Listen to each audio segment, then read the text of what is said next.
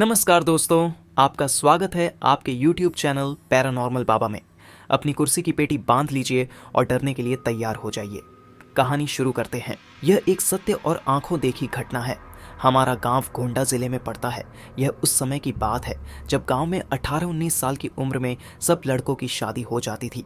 उनमें से एक मेरा मित्र रमाकांत भी है।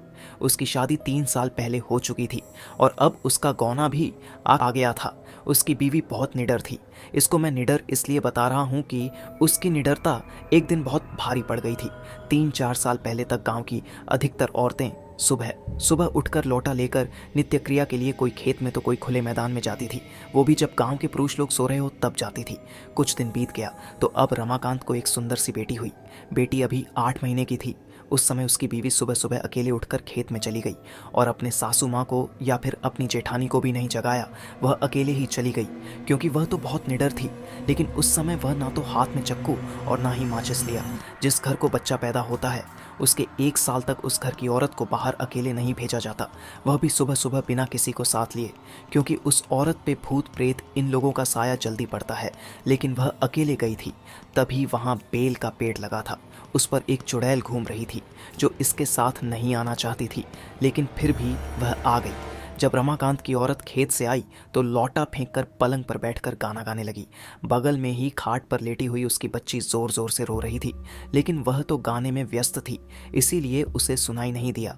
इतना देखकर रमाकांत चिल्लाने लगा कि बेटी को उठाओ, क्या तुम्हें सुनाई नहीं दे रहा है? वह रो रही है। फिर भी बीवी ने जवाब नहीं दिया। तब तक रमाकांत की भाभी आ गई और वह समझ गई कि यह कौन है और रमाकांत को इशारा किया कि जाओ दादाजी को बुला लाओ। इतना सुनते ही रमाकांत समझ गया कि मेरी बीवी के ऊपर कोई चुड़ैल का साया है। तभी भाभी ने दादाजी का नाम लिया।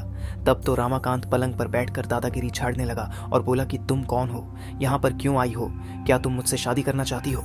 तब तक गांव की कुछ औरतें और कुछ पुरुष मजा लेने के लिए इकट्ठा हो गए। चुड़ैल ने कहा कि मुझ में तुम्हें क्यों दिलचस्पी हो रही है, क्यों मुझसे शादी करने के लिए आतुर हो? तो रमाकांत झट से बोला कि मैं कुछ काम धंधा तो करता नहीं, लेकिन अगर तुम साथ रहोगी तो धन दौलत लाती रहोगी। चुड़ैल ने हंसकर बोला, ऐसा कुछ नहीं होता, हमारे में भी कोई ना कोई मुखिया जरूर रहता है जो धन दौलत की रखवाली करता है। तुम चाहो तो हमारी दुनिया में चलो, तब मैं तुम्हें सब कुछ दूंगी, पर अभी नहीं क्योंकि तुम जीवित हो। रमाकांत समझ गया कि अब मेरे हाथ कुछ नहीं आने वाला है, तो उसने बोला कि ब्राह्मण परिवार में आते हुए तुम्हें डर नहीं लगा? नीचे बैठे हुए सब लोग मजे लेते हंस रहे थे। तब तक दादाजी भी आ गए और बोला कि यहाँ से सब लोग हट जाओ और अपने अपने घर जाओ। इतने में रमाकांत की बीवी भी पलंग से नीचे उतरकर सिर पर पल्लू डाल दिया और चुड़ैल भी चली गई। तब रमाकांत मन ही मन बड़बड़ाने लगा कि इनको भी अभी आना था, अगर थोड़ी देर बाद आते तो क्या पता मैं भी मालामाल हो जाता। बेचारा रमाकांत बहुत दुखी हो गया। ऐसी स्टोरी सुनने के लिए कृपया लाइक एंड सब्सक्राइब करें और आपके पास कोई हॉरर स्टोरी हो तो मेरे दिए गए मेल आईडी पर सेंड करें। धन्यवाद।